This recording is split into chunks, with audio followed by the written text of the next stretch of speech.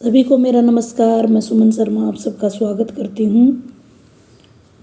मैथिली शरण गुप्त का जीवन परिचय हम पहले बात कर चुके हैं। इस वीडियो में बात करेंगे हम भारत भारती के वर्तमान खंड की MA Hindi semester 1 paper number 2 में मैथिली शरण गुप्त का भारत भारती का वर्तमान खंड लगा हुआ है, उसके बारे में यहाँ बात करेंगे। मुख्य बिंदु लेकर आपके साथ आए हैं, चाहे कैसा भी क्वेश्चन पूछा जाए। 30 मुख्य बिंदुओं के साथ आपको महत्वपूर्ण जानकारी देते हुए इसका चाहे सारांश आए, उद्देश्य आए, प्रतिपाद्य आए या चाहे आपको इसकी व्याख्या करनी हो, अगर आपको पता चल जाए इसके बारे में कि इसमें क्या क्या पूछा गया है, तो आप सभी प्रश्नों का उत्तर आराम से दे सकते हैं। इसकी पीडीएफ चाहिए तो पीडीएफ भी आपको डिस्क्रिप्शन बॉक्स में मिल जाएगी। बात कर लेते हैं भारत भारती, जिसका प्रकाशन वर्ष 1912 है और मैथिली शरण गुप्त की ख्याति का आधार स्तंभ भी इसको हम कह सकते हैं। इसमें 3 खंड हैं, जैसा आप देख रहे हैं। 3 खंड हैं। अतीत खंड, जिसमें अतीत का गौरवगान किया गया है। वर्तमान खंड, जिसमें भारत की दुर्दशा का चित्रण किया गया है, जो कि हम अभी पढ़ेंगे। और भविष्यत खंड, जिसमें उद्बोधन किया गया है और भारत के स्वर्णिम भविष्य की मंगल कामनाएं की गई हैं। तात्कालीन दुर्व्यवस्थाओं का सजीव चित्रण इसके अंदर किया गया है। विशेषकर युवा पीढ़ी की दुर्अवस्था को, उनकी अपनी कमियों बुराइयों को देखकर सजग होने और अपने देश की दुर्व्यवस्थाओं को दूर करने के लिए प्रयत्नशील हो जाने की प्रेरणा इन्होंने इस कविता के माध्यम से देने की कोशिश की है। अकाल और भूखमरी की विकरालता पर भी प्रकाश डाला है।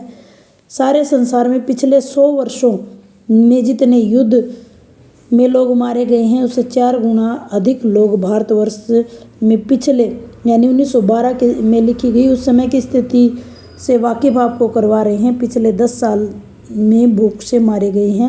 अकालों का विस्तृत चिंतन इसमें किया गया है। अकाल और भूख से त्रस्त स्त्रियों और उनके बच्चों के बारे में भी सजीव चित्र खींचते वो नजर आए हैं।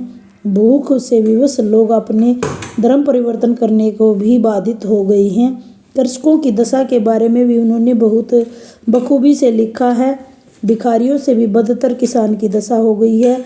कभी वे अवर्षण से मरता है तो कभी अतिवर्षण से, यानी बहुत ज़्यादा बारिश होने से और बहुत अधिक बारिश होने से हमेशा जो है किसान मरता है और उसकी वार्षिक आय भी बहुत ही कम रहती है। वह अपने इस सारी स्थिति को अपने भाग्य में लिखा मानकर संतोषी प्रवृत्ति का बन जाता है। सबसे अधिक कार्य करने की बात उन्होंने की है कि किसान हर वक्त कार्य करता है, चाहे धूप हो, वर्षा हो, सर्दी हो, हर मौसम में निरंतर कार्य करता नजर आता है।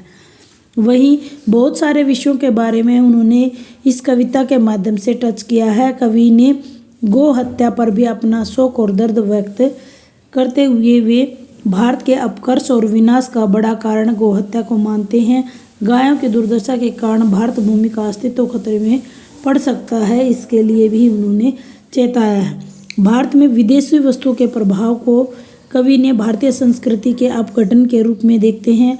विदेशी वस्तुओं के बढ़ते प्रभाव ने हमारा व्यापार चौपट कर दिया है। अंग्रेजों ने भारत के व्यापार व्यवस्था को नष्ट कर दिया है। भारत में गरीबी अपने पैर पसार रही है। स्थिति बिल्कुल भयावह और असहाय अवस्था होती जा रही है।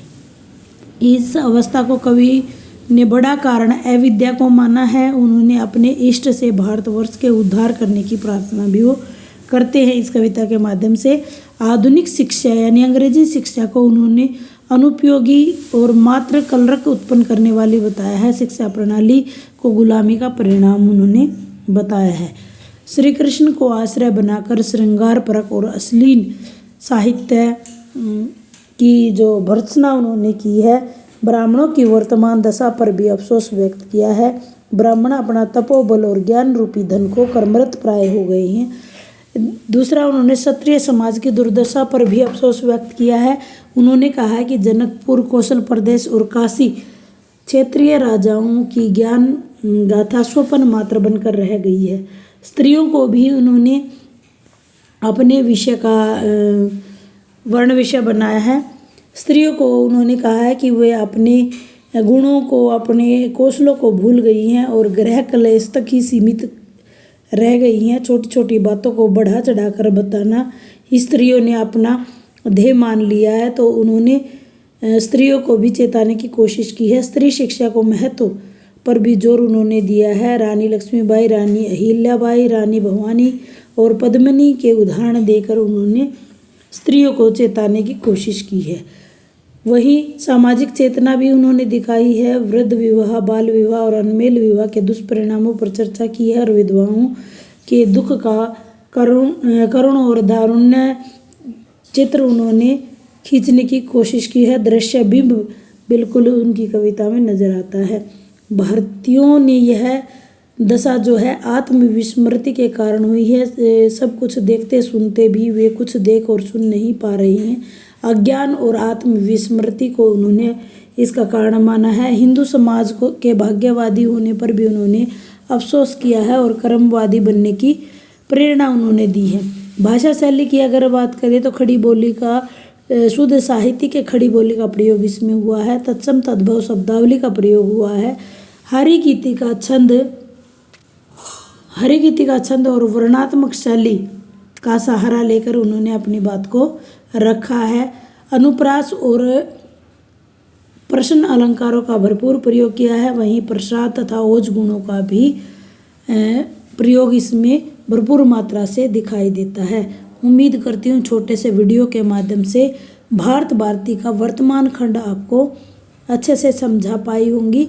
इन्हीं बिंदुओं का प्रयोग करके आप किसी भी प्रकार से अपने प्रश्न को अटेम्प्ट कर सकते हैं। इसमें डायग्राम का प्रयोग आप इन पॉइंटों को, जैसे मैंने अभी बताया, कितने वर्ण विषय उठाए हैं, कृषकों की दशा, स्त्रियों की दशा, क्षत्रियों के बारे में उन्होंने कहा, शिक्षा के बारे में उन्होंने अंग्रेजी शिक्षा की आलोचना उन्होंने की, कृषक वर्ग और आत्मविस्मृति को लोगों ने भुला दिया है, अकालों की दशा के ऊपर उन्होंने बोला है। तो इस प्रकार से बहुत सारी चीज़ें जो है पॉइंटों के माध्यम से आप दिखा सकते हैं और अपने प्रश्न को अच्छे से कर सकते हैं। मैथिली शरण गुप्त की में राष्ट्रीय चेतना से ओतप्रोत रही हैं।